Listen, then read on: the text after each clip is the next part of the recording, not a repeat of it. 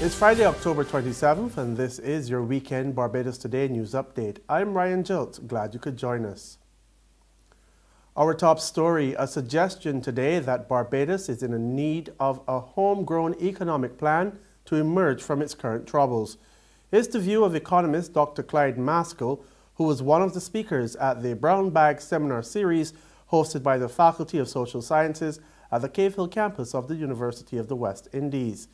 Speaking on the topic, Which Way Out? Homegrown Strategy or IMF Plan, Dr. Mascoll cautiously made a case for the development of a homegrown initiative using an IMF model. A homegrown economic plan that can work. You cannot have a fiscal strategy alone because there are other agents in the economy, households, businesses.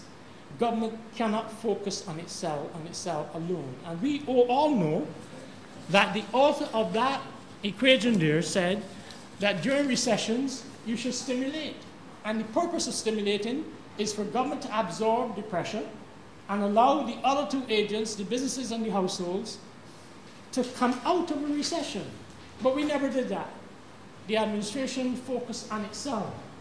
How do we raise more and more taxes? And the more taxes it raised, the less the economy grew. The more it raised, the worse the debt got. The more it raised, the more printing we did at the central bank. The more it raised, the more our net foreign assets fell. So all of the objectives that were stated have not been realized, in spite of the damage that has been done to the households and the agents. His comments come on the heels of suggestions by economist Jeremy Stephen that the Barbados government may soon have no choice but to go to the IMF or devalue the dollar after some of the island's major investment firms made it clear that they had all but lost confidence in government securities. Make no mistake about it, the Frandell Stewart administration will hold on to the reins of power. That bold prediction from Government Senator Jepta Ince, who's told the DLP's lunchtime lecture series that the party has provided the blueprint for development and it has performed well enough to be given a third term in office. And I have said it before, and I will say it again, and I will continue to say, I am confident that the Democratic Labour Party, whenever the Honourable Farrell Jerome Stewart set the date for a general election in this country, I am confident the Democratic Labour Party is going to return to office. A warning that some child molesters are escaping justice because of the huge backlog of cases in the Barbados court system.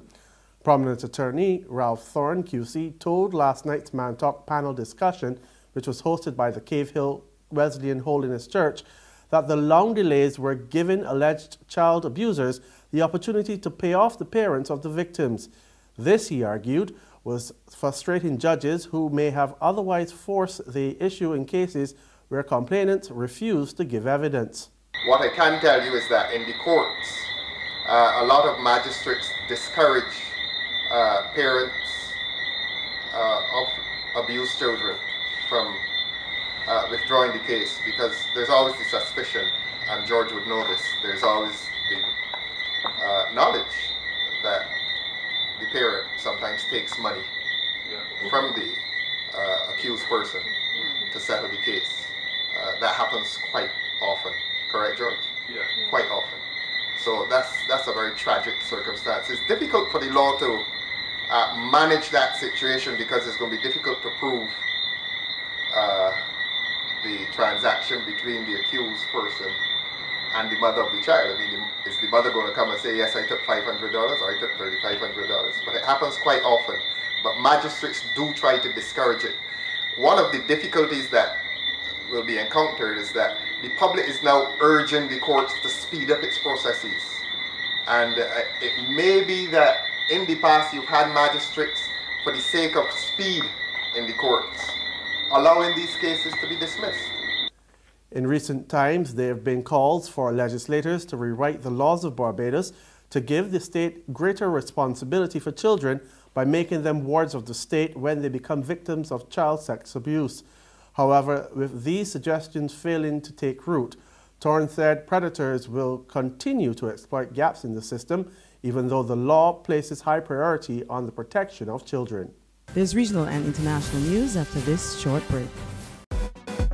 Join us from November 16th to 19th, 2017 for the Barbados Food and Rum Festival, where acclaimed Barbadian chefs and mixologists are joined by Chef Jean-Georges of the US, Chef Tom Akins of the UK, Chef Chris De La Rosa of Canada to create dining experiences to delight the senses.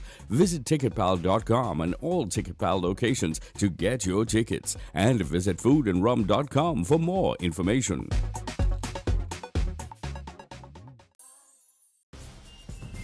To regional happenings, Trinidad and Tobago's Prime Minister Dr. Keith Rowley hits back at critics who've been taking issue with his overseas trips. Rowley, who traveled to Belize earlier this week for the CARICOM Mexico Summit, snubbed suggestions that he should have stayed at home since scores of Trinidadians were still recovering from heavy floods. He made it clear that he will travel abroad when he's required to do so. More in this TV6 report. But I don't know that there was any fun traveling from here to Belize on a 5-hour trip, going to a one-day meeting and getting back here, leaving at 4 o'clock in the morning, getting back here today.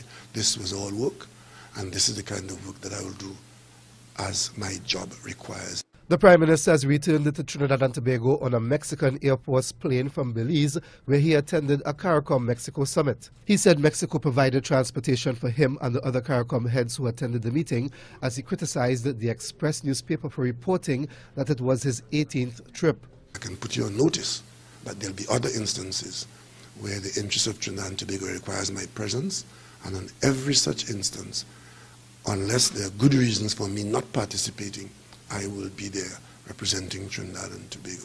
Spanish Prime Minister Mariano Rajoy is set to dissolve the Catalan Parliament and call snap elections after MPs there voted to declare independence.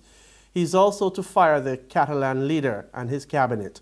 Mr. Rajoy said the unprecedented imposition of direct rule on Catalonia was essential to recover normality. The crisis began when Catalonia held an independence referendum, despite it being deemed illegal by the Constitutional Court. So I'm informing you that as of today, I have dissolved the Catalonian Parliament, and on 21st December there will be autonomic elections for that autonomic community. Yesterday, Mr. President of the Generalitat had the opportunity to return to legality and to call elections. It is what the majority of the society of Catalonia asked for, but he didn't want to do it.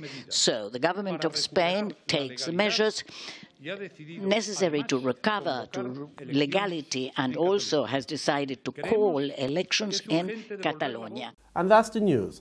But for the very latest, visit our website at www.barbadostoday.bb. You can also subscribe to our e-paper, email updates, or like us on Facebook. We're also on Izumi Media in bus terminals, as well as Screenplay at supermarkets and gas stations near you. You can also hear us on Mix 96.9 FM. I'm Ryan Jilt. Good evening.